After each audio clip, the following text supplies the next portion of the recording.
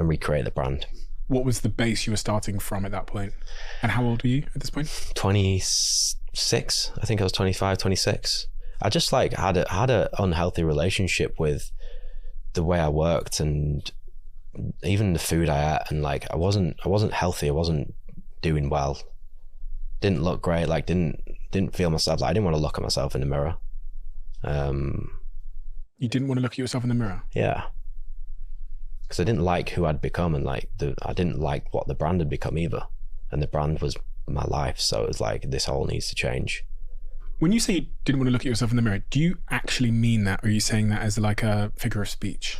I guess a figure of speech, but as well, like realizing that I wanted to change a lot. So then when you do want to change, then you don't like the way you are. How did you know you wanted to change?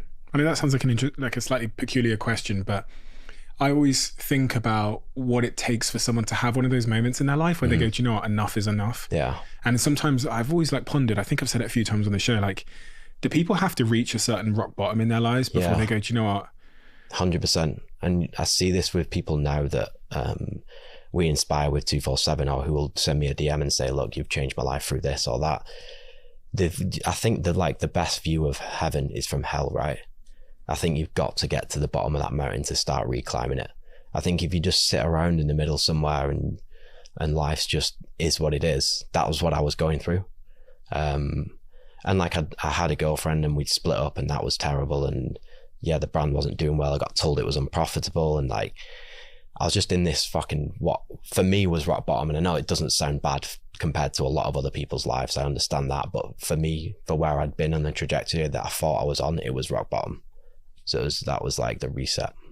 So you drew a picture of yourself and how you wanted to look. Mm-hmm. Did you write anything about who you wanted to be in terms of values? Or yeah, I've got a best friend who's done a very similar transformation, and they literally wrote down like a set of principles, and it's in the notes of their phone. It's my friend Anthony, and he went from being in a place in his life where he also figuratively couldn't look himself in the mirror, dropped alcohol, hit the gym, and has turned it around. And he almost has this like 10 commandments in the notes of his phone. Yeah. You did something similar? Exactly the same. And I still have them that pop up every morning, like reminders on my phone. I found this guy called Andy Fritzello, and he had a book called 75 Hard, and it was like a mental toughness challenge, but it also included a lot of working out in there.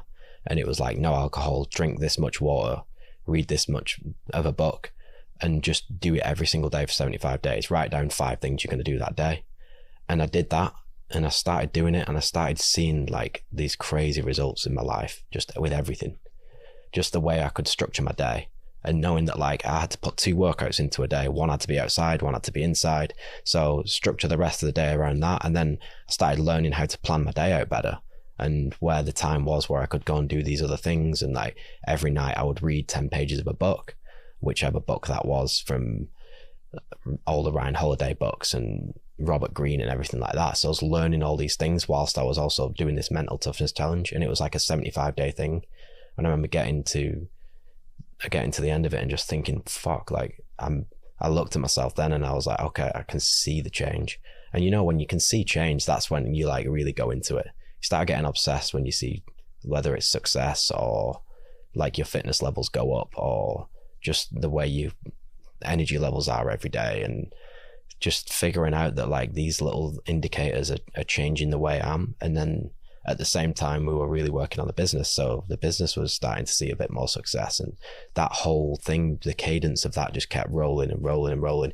And I guess whether it's obsession or addiction, I got addicted to it. And like, there couldn't be a day go by where I wouldn't work out, or I wouldn't eat the calories that I needed to eat, or I wouldn't sleep I needed to get the exact amount of sleep that I wanted. And it just completely changed like the way I looked, and my levels of fitness and cardiovascular and strength and everything like that. I just went through the roof. Because people will look at you now and think that, you know, they'll see you getting up at, I don't know, 5 a.m. in the morning and going for like a 20-mile run, and hitting the gym later that evening, running a business, doing all these things, being super productive. And they'll probably think, he was just born with something that I don't have. Right. Like he's just got this level of motivation, probably came in his DNA, that I don't have. Yeah, and a lot of people do say that. A lot of people think it's genetics, or they think it's steroids and stuff like that. Or they'll just think that you're like wired in a way from birth. I used to think that as well back when I was overweight and unhealthy, and like I'd look at people on Instagram and be like, yep, genetics, whatever. Yep, he's on steroids. I can't look like that. I've got a business to run. Like you'd dismiss everything, but it's not. And once you start doing it yourself and you see those little gains and you get into it, then you can really change. What is the starting point? One step at a time. Whether it's 10,000 steps or doing even a 20-minute workout, that's all people need to do to change. Because you'll start seeing results regardless of what position you're in right now. If you can just keep increasing incrementally what you're doing in terms of fitness or your business or however you like your sleep, whatever it is that you feel is not right, you'll see the change over time. It comes, and it takes a long time. It takes a really long time, but it happens. It's difficult to believe, I guess, for some people, because they see the mountain in front of them, and you're telling them, listen, it's just one step at a time up that mountain, but they're just looking at the top of the mountain going, Jesus Christ, that's a long way away. And the thought that the first steps to take are small ones almost doesn't seem believable. Yeah, and look, same with me. Like I would go head on into something thinking that you could just go out there and run a marathon within a week. And people do that, and it crushes you, and then you have to start again. But it's just about finding that rhythm of like what you enjoy and just going and just doing it, and not really taking your foot off the gas once you start doing it.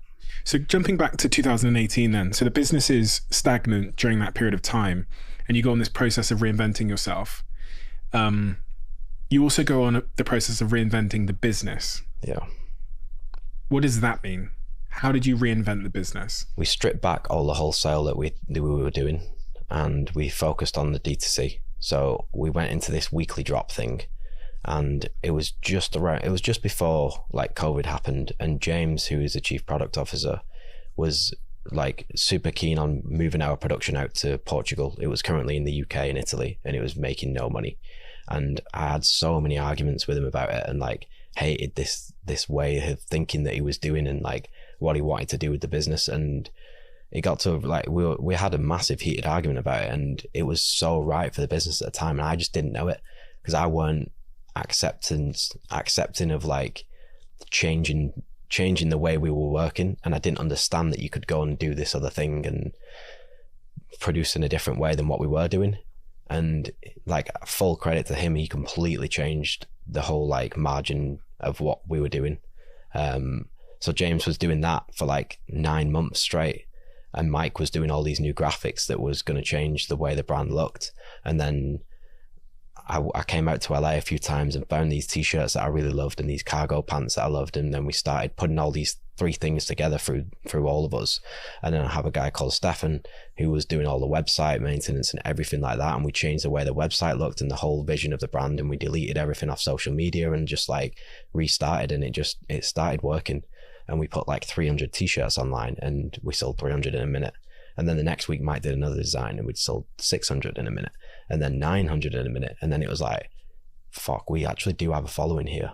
We've gone from doing 10, 15 sales through the day to like 1,000 every single Wednesday, 2,000, 3,000, 4,000. And that gave us like the liquid and also the confidence to then go and create more collections and go back to becoming a real brand again.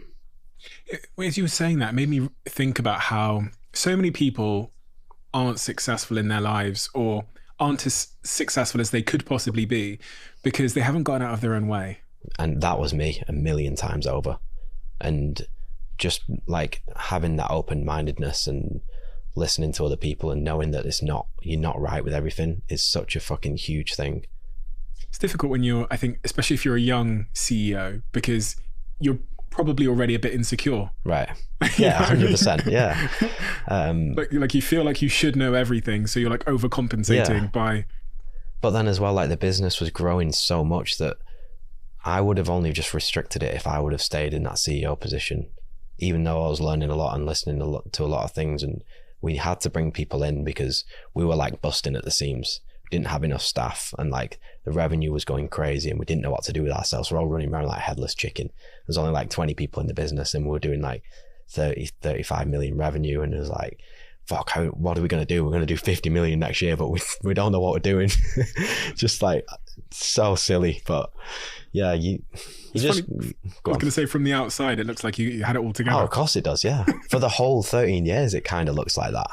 And it still looks like that now, and we definitely don't have it all together, but I do have an amazing like leadership team, and everyone in the business is like so bought into it now, and like now there's like a mission statement and some fundamentals behind the business, and everyone's really on the mission with me, and like they fucking live for it and love it, and like will die for it.